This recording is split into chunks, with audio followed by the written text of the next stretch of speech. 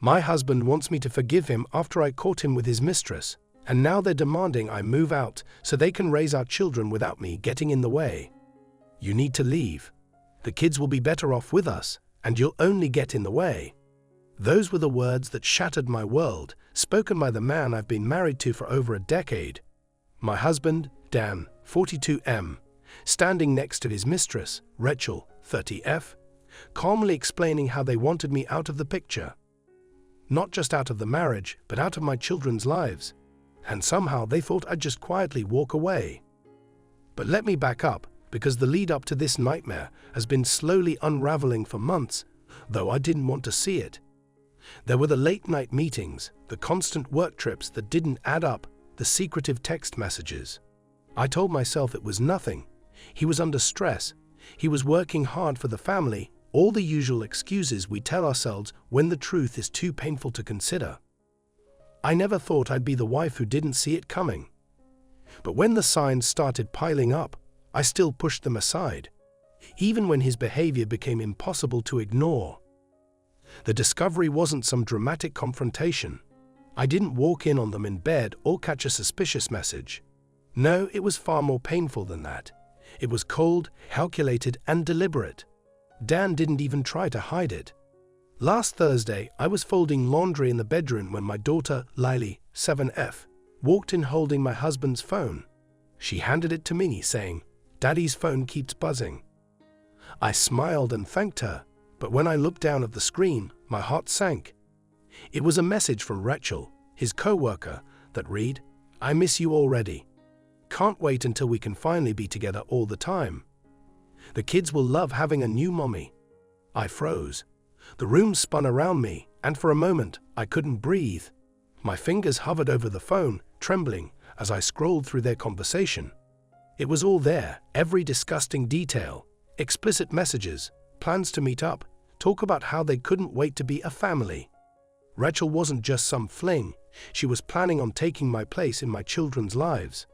I read everything, my heart pounding in my chest. The betrayal wasn't just about Dan cheating on me. He had been planning a future with this woman, without me. They were talking about my children like I was some obstacle they had to remove. The worst part was, I didn't feel anger at first. I felt numb. Like this couldn't possibly be my life. I was just a bystander watching someone else's marriage implode. I couldn't even bring myself to cry.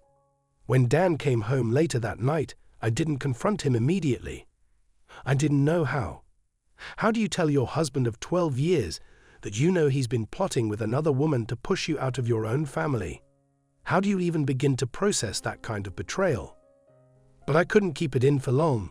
As we sat down for dinner with our two kids, Lily and Jack, 10 and me, I couldn't stomach the idea of pretending like everything was normal. The kids were chatting away, excited about their day at school, while Dan acted like nothing was wrong, like our life wasn't on the brink of collapse. I watched him across the table, and I realized I didn't even know who he was anymore. The man I loved, the father of my children, had turned into someone I didn't recognize. Finally, after the kids went to bed, I couldn't take it anymore. I handed Dan his phone, the messages still open, and said in a low voice, "Do you want to explain this?" He stared at the screen, his face draining of color. But instead of panic, instead of regret or guilt, he just sighed, as if this confrontation was something he'd been expecting. "I was going to tell you," he said, his voice annoyingly calm. "You weren't supposed to find out like this." I couldn't believe his nonchalance. "You were going to tell me? When?" "After you kicked me out of the house so you and your mistress could play house with our kids." Dan rubbed his temples, avoiding eye contact. "Look, I didn't want it to come out like this, but yes, Rachel and I have been seeing each other. It's serious." I felt the rage bubbling up inside me. Serious? You've been cheating on me for months, and now you think you can just move on, like our marriage meant nothing. He shook his head. "It's not like that, Sarah. I've tried to make things work with you, but you've been so checked out. We haven't been happy for years." Checked out? That was his excuse. I had been raising our children, keeping our household together while he was off with Rachel, and now he was blaming me for being checked out. I stood up, pacing the room, trying to keep myself from screaming. "So what's your plan, Dan? Are you just going to leave us? Walk away from your family? That's when he dropped the bombshell. No, he said, his voice cold and detached. Rachel and I want to be together. We want to raise the kids. But you're in the way. I stopped dead in my tracks, staring at him in disbelief. I'm in the way. He nodded, not even flinching. It'll be better for the kids if we're all in one household, but without the tension. Rachel's great with them. They need stability, and frankly, you've been too distracted lately to give them that. I felt like the ground had been ripped out from under me. Dan wasn't just asking for a divorce. He wanted to take my children away from me. He was standing there, telling me that I wasn't good enough to raise my own kids, that his mistress would be a better mother than me. Are you out of your mind? I snapped, my voice shaking with fury. You seriously think I'm going to just walk away and let you and your mistress raise my children? Dan's face hardened. They're our children, and we're thinking about what's best for them. You've been too emotionally unstable lately. They need consistency, Sarah. Rachel and I can give them that. I couldn't believe what I was hearing. He had flipped everything around, made me out to be the problem. And now he was telling me, no, demanding, that I leave my own home, leave my own kids, because I was getting in the way of his affair. I stood there, staring at him, trying to process the level of betrayal. How could he do this to me? How could he do this to our family? The man I thought I knew, the man I had built a life with, was standing there, calmly telling me to leave. But I wasn't going anywhere. For days after that conversation, I felt like I was living in someone else's nightmare. Dan's betrayal was bad enough, but the way he stood there, so confident and cold, telling me I wasn't fit to raise our children, that was another level of cruelty. It wasn't just an affair, it was an attack on my role as their mother, on everything I had worked for and sacrificed over the years. But I wasn't about to roll over and let him take my kids from me. Not a chance. I tried to keep things as normal as possible for Lily and Jack, though it was getting harder to hide the tension between Dan and me. Every interaction felt like I was balancing on a knife's edge, waiting for him to drop another bombshell. We barely spoke, except for the few times we had to pretend things were fine in front of the kids. But even they were starting to sense something was wrong. One evening, a few days after Dan had dropped that insane request, no demand, for me to move out, I was tucking Lily into bed.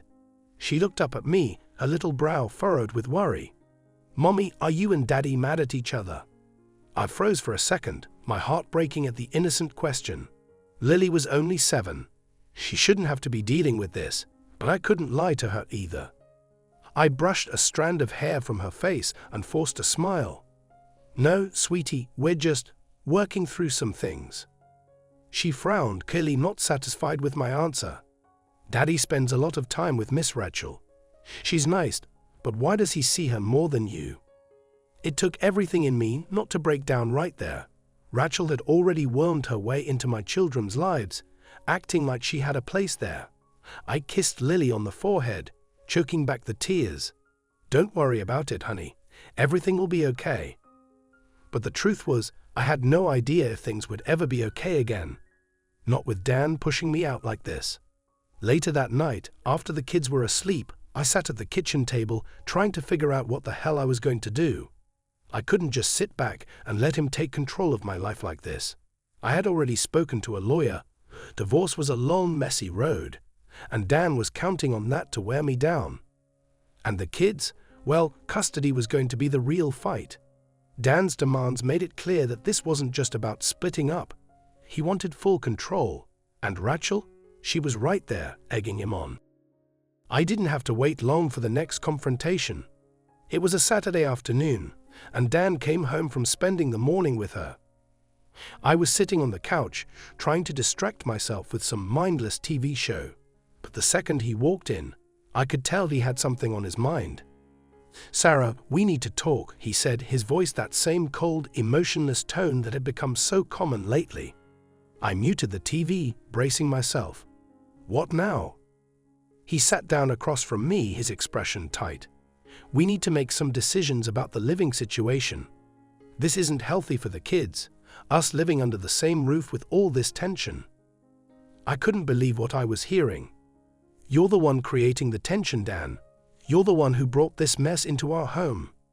He shook his head like I was missing the point. That's exactly what I mean. The longer we drag this out, the worse it is for them. I don't want to fight with you, but we need to think about what's best for Lily and Jack. And you think what's best for them is me leaving. So you can play house with your mistress. He leaned forward, his expression unreadable. Rachel's going to be part of their lives, whether you like it or not. She cares about them. She's good with them. And I think it's time we talk about making this transition easier for everyone. I stared at him, completely dumbfounded. You're serious? You actually think I'm going to just step aside and let her raise my kids? Dan's jaw tightened. I'm not asking you to disappear. You'll still see them, but you need to be realistic about what's best for them. Rachel and I can give them the stability they need. You've been all over the place lately, Sarah. You're emotional, unpredictable. That's not good for them. My vision blurred with rage. Unpredictable, emotional. You're the one who blew up our family. You're the one who's been sneaking around behind my back, and now you're trying to tell me I'm the problem. He didn't flinch. I'm just telling you what's best for the kids. They need a stable home, and I can't give them that with you constantly around, making things harder. I couldn't take it anymore. I shot up from the couch, my hands shaking with fury. You think you're the stable one here, Dan? You think dragging Rachel into their lives, into our home, is what's best for them? You're delusional. Dan stood up too, but he didn't raise his voice. He never raised his voice. That was the infuriating part. He was always so damn calm, like he was the reasonable one, like I was the one overreacting. I'm not delusional, Sarah, he said quietly. I'm realistic. I know this is hard for you, but the sooner you accept it, the easier this will be for everyone. I couldn't believe how easily he could say those words, as if it was just that simple. As if I was supposed to stand aside, watch Rachel move in and take over my life. Watch my kids grow up with their father and his new family, while I, faded into the background. You're unbelievable, I spat. You think I'm going to let you take my kids away from me? Over my dead body? Dan sighed like I was being unreasonable. No one's taking them away from you, but you need to understand this is happening. Rachel is a part of my life now, and she's going to be a part of theirs too. It's better for everyone if you just step back. I couldn't hold back anymore. The anger, the betrayal, everything boiled over.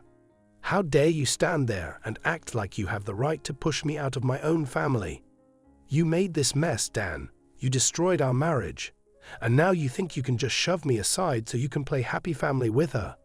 That's not happening. Ever. Dan's calm mask cracked for the first time, just a little. You're not thinking clearly, Sarah. You're being selfish. Selfish. I could barely contain the rage in my voice. You're the selfish one. You're trying to rewrite our entire lives just because you found someone new, and you want me out of the picture because it's inconvenient for you. I'm their mother. You can't just replace me. He didn't say anything for a long time. We stood there, the air thick with tension, neither of us willing to back down. Finally, he broke the silence. You're not making this easy, Sarah. I laughed bitterly. Why should I make this easy for you? You destroyed our family, and now you want me to make it easy. You're unbelievable. Dan took a deep breath, his eyes hardening again. I'm done arguing with you. We need to talk to a lawyer and figure this out before it gets messy. For the kids' sake. For the kids' sake, I repeated mockingly. If you really cared about them, you wouldn't have put us in this position in the first place. But I knew that nothing I said would change his mind. Dan had already decided what he wanted, and Rachel was right there, pushing in to take everything from me. I wasn't going to let them win. This wasn't just about my marriage anymore. This was about my children, my family, and the life I had built. Dan could try to push me out all he wanted, but I wasn't going anywhere. The fight had only just begun. The days that followed were pure chaos. Dan's cold determination to rewrite our lives and his attempt to push me out of our children's lives were not just distant possibilities anymore. They were rapidly becoming reality. I could feel the walls closing in. Every interaction with him was dripping with tension, every conversation filled with subtle threats or veiled ultimatums. But I refused to bend. I refused to give him what he wanted. He might have had Rachel in his corner, but I had something far stronger, my will to protect my children. I spent hours on the phone with my lawyer, Amanda, 38F, a no-nonsense woman who knew exactly what kind of fight this was turning into. Amanda made it clear that Dan was aiming for an ugly, full-blown custody battle. She warned me that he and Rachel would try to paint me as unfit, emotionally unstable, anything to gain the upper hand. But I wasn't going to let him take my children without a fight. What's his endgame, Amanda? I asked during one of our increasingly frequent calls. He doesn't want a custody agreement. He wants me out completely. Amanda didn't sugarcoat it. He wants control, Sarah. It's not enough for him to have an affair. He wants to rebuild his life the way he sees fit, and you're standing in the way. This won't just be about splitting time with the kids. He's going to try to make you seem unfit. That's his only way to win full custody. It hit me like a gut punch. It wasn't just about moving Rachel in or getting me out of the house. It was about erasing me from my kids' lives. I felt sick to my stomach just thinking about it. What kind of father does that? The following week, Dan made his next move. I was at home with Lily and Jack, helping them with their homework at the dining table. Things had felt somewhat normal for the first time in a while, at least on the surface. The kids seemed to be doing okay, blissfully unaware of the war raging between their parents. But that fragile calm shattered when the doorbell rang. I opened the door to find Dan standing there with Rachel beside him, her arms crossed like she had every right to be there. I could feel the blood drain from my face. She had been a shadow in the background for months, but now she was front and center, standing on my doorstep as if she had a place here. "What is she doing here?" I asked, barely able to keep my voice steady. Dan didn't even flinch. "We need to talk, Sarah." I glanced behind me at the kids, who were still at the table, unaware of the storm about to hit. "Not here," I hissed, stepping outside and shutting the door behind me. "You think I want the kids seeing this?"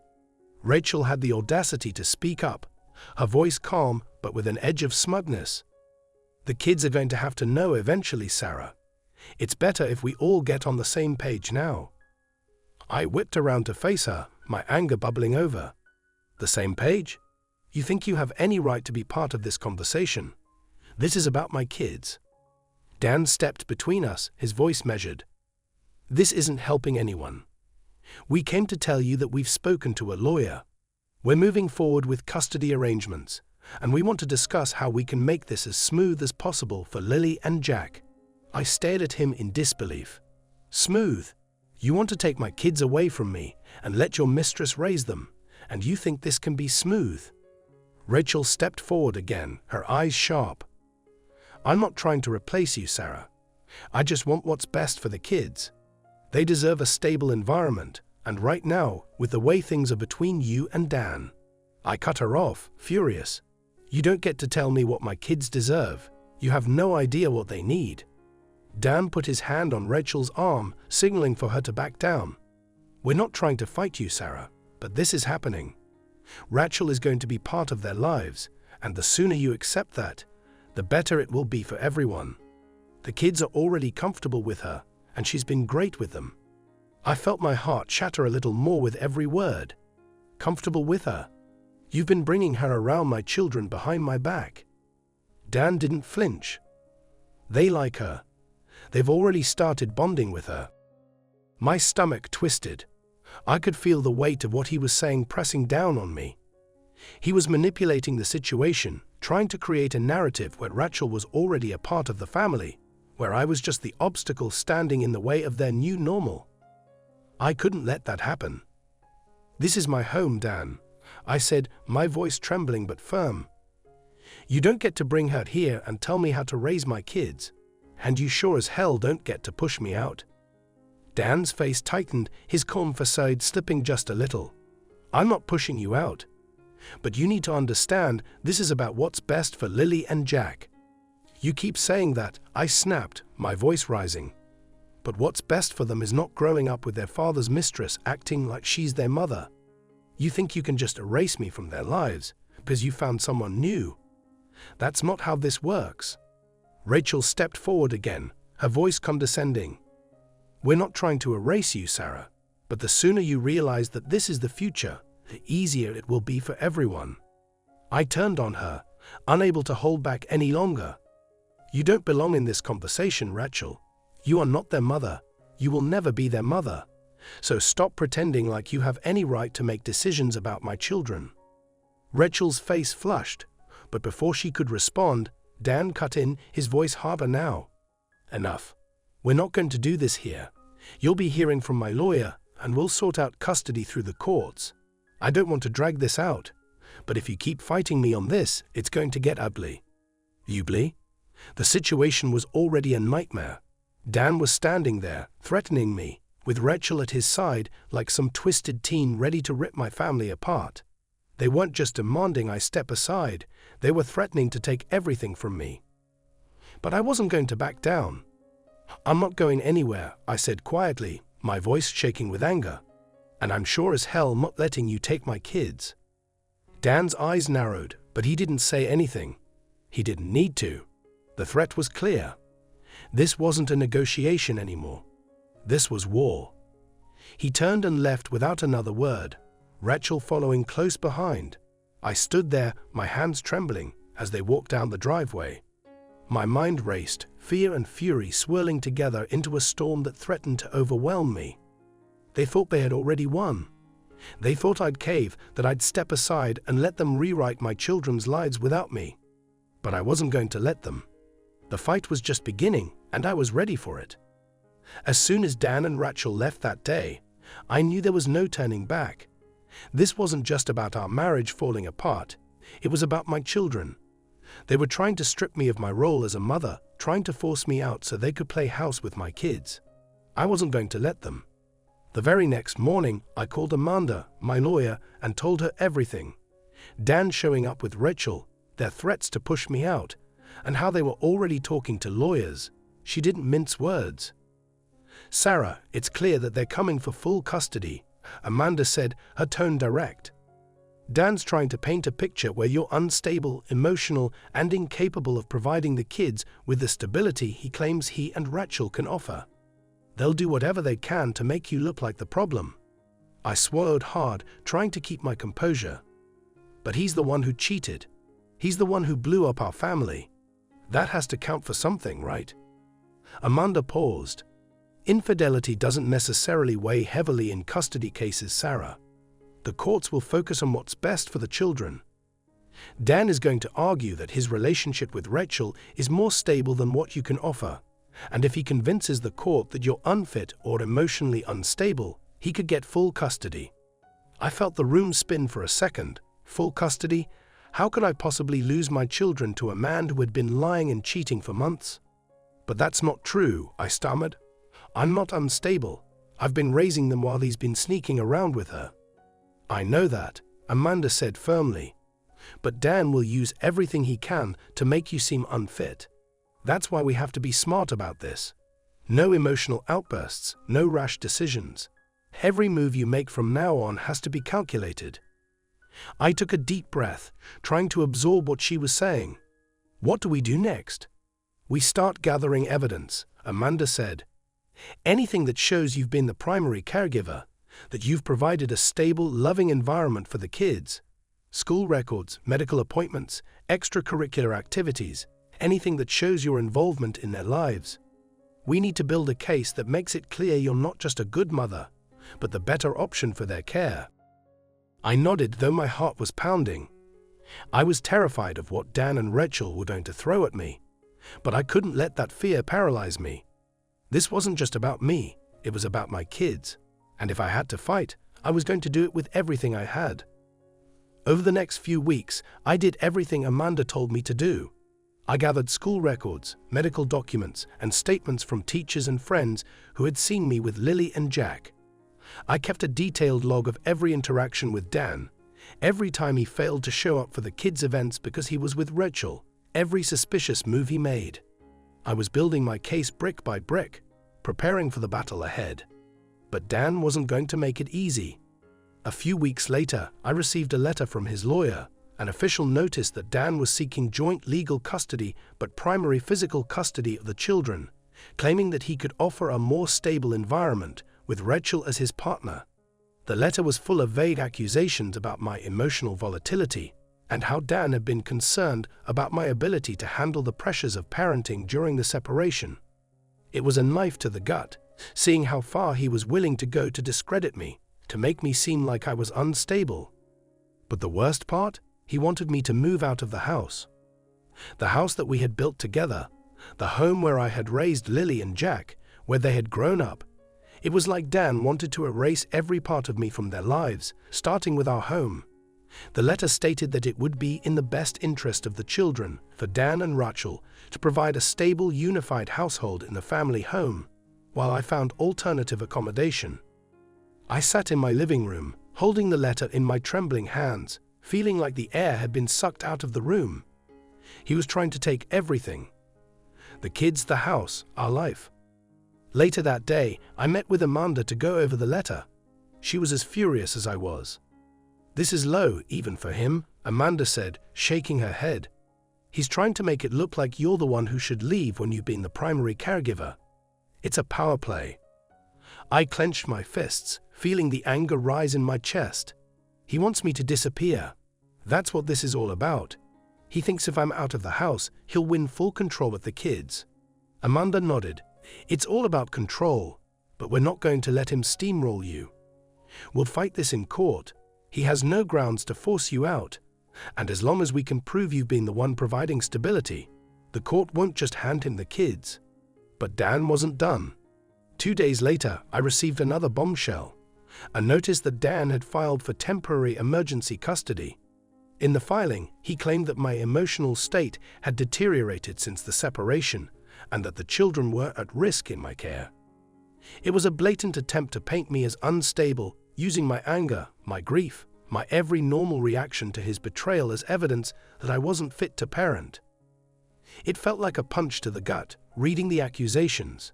I knew it was all part of his plan, but it still hurt. He was weaponizing my pain, twisting the truth to make me seem like the problem, like I was the one putting our children in danger. I called Amanda as soon as I saw the notice. "He's really going for it, isn't he?" I asked, my voice shaking with frustration. "He's escalating, Sarah," Amanda said, her voice calm but serious. "He's trying to force the court's hand. But don't panic, we have time to respond. The courts won't just grant him emergency custody unless he has concrete evidence that the kids are in immediate danger, and he doesn't have that." "But what if they believe him?" I asked, my mind racing. "What if the court thinks I'm unfit? He's twisting everything I do into proof that I'm unstable." "They won't," Amanda reassured me. "He doesn't have the evidence, and we'll fight this. The important thing is to stay calm and focused. We need to show the court that you are the stable one, that he's the one creating chaos in the kids' lives, not you." Amanda was right. I couldn't let Dan break me. I had to stay strong for myself and for my kids. But the fear, the dread, was eating away at me. Every day, I felt like I was walking on a tightrope, one wrong move away from losing everything. The hearing for temporary custody was set for the following week. It was going to be my first real chance to stand up to Dan, to show the court that he was the one destabilizing our family, not me. But I knew he was going to bring everything he had to that courtroom, every lie, every manipulation, every twisted version of the truth. I wasn't just fighting for my children anymore, I was fighting for my entire life. The morning of the custody hearing felt surreal, like I was floating above my own life. I had barely slept, tossing and turning with the weight of what was at stake. Today was the day I'd have to stand up in court and defend myself, not just as a mother, but as a person. Dan had spent weeks trying to tear me down, using every tool in his arsenal to paint me as unfit, unstable, and emotional. And Rachel? She was right there beside him, pushing him to go further. I arrived at the courthouse with Amanda by my side. She was calm, composed, a pillar of strength that I desperately needed. "Remember," she said as we walked inside, "keep your head up. Don't let them rattle you. This is about showing the court that you're the stable parent." I nodded, my stomach churning.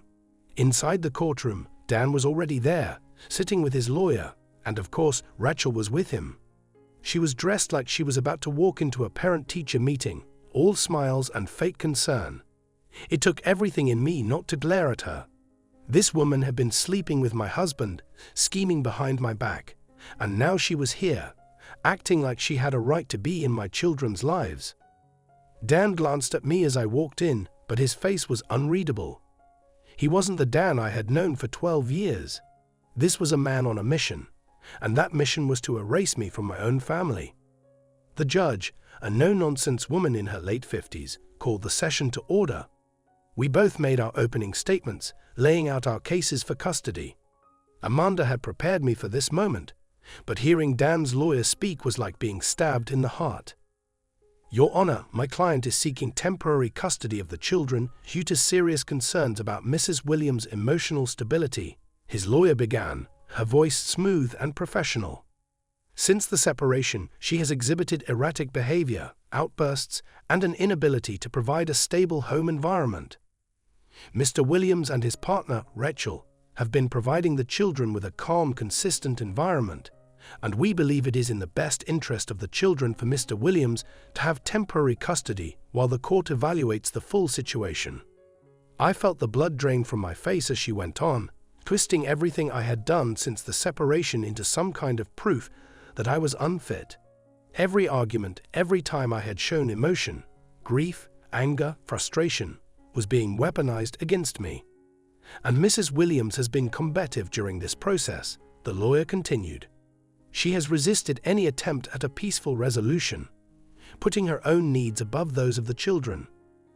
Meanwhile, Mr. Williams has consistently shown that he is willing to work with her for the good of the children, even offering to keep her involved in their lives despite her instability. I wanted to scream.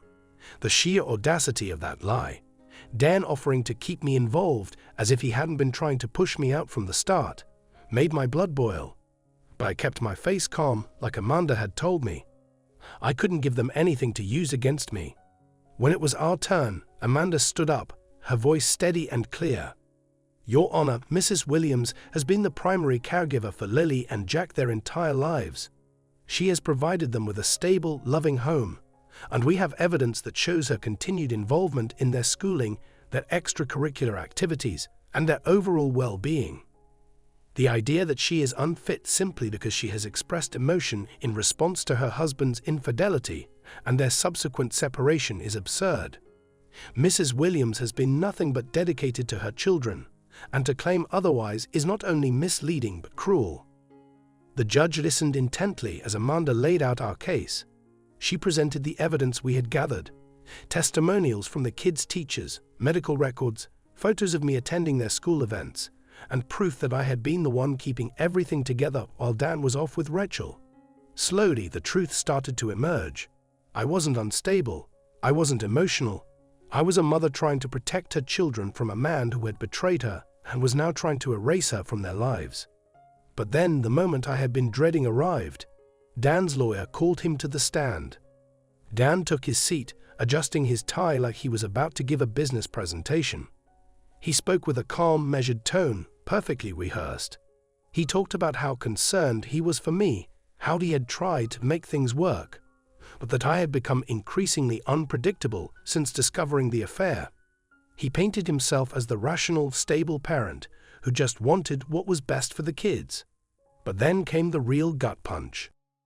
Your Honor, I've tried to involve Sarah in this transition, Dan said, his voice steady and calm. But she's been resistant at every turn. I've already introduced Rachel to the children, and they've formed a bond with her. They're comfortable with her, and they deserve stability. I'm not trying to push Sarah out of their lives. I just want what's best for them. And right now, what's best is a stable environment, free from the emotional tension that Sarah has been bringing into the home. Rachel smiled softly from her seat, as if she was some kind of savior for my kids. I could barely stand to look at her. The judge asked Dan a few more questions, and then it was my turn to take the stand. My heart was pounding, my hands sweaty, but I knew this was my chance. I had to show the court that I wasn't the person Dan was making me out to be. Amanda had prepared me well, and I kept my answers calm, deliberate. I talked about my children, about how I had always been there for them. I explained how the betrayal had shaken me, yes, but that my focus had always been on Lily and Jack. I made it clear that I wasn't trying to cut Dan out of their lives, but that I was fighting to stay in their lives, to protect them from the chaos he and Rachel were creating. Your Honor, I said, my voice steady, my children mean everything to me. I've been their mother every day of their lives. I've taken care of them, loved them, and been there for them through every milestone. Dan's affair has been hard on all of us, but that doesn't change the fact that I am their mother, and I will not be pushed aside. When I finished, the courtroom was silent. The judge looked between me and Dan, her face unreadable. She thanked both sides and said she would review the case before making a decision. I walked out of that courtroom feeling like I had just run a marathon. Amanda squeezed my arm. You did great, Sarah. No matter what happens, you showed the court exactly who you are. A good mother. But I couldn't shake the anxiety gnawing at me. Dan had played his part perfectly. And the courts? They didn't always see the full truth. A week later, the ruling came in. I sat in my lawyer's office, my heart pounding as I opened the court document. The judge had ruled that we would share joint custody, but I would have primary physical custody. Dan would have visitation rights, but I would remain in the family home with the kids. I let out a breath I didn't realize I had been holding. It wasn't a complete victory, but it was enough. I wasn't losing my children. Amanda smiled. This is a good result, Sarah. You kept your home and you kept your kids. Dan wasn't done, though. I knew there would be more fights, more manipulations. He and Rachel would keep trying to push me out, to take control. But for now, I had won this battle. And as long as I had my kids, I would keep fighting for them, no matter what.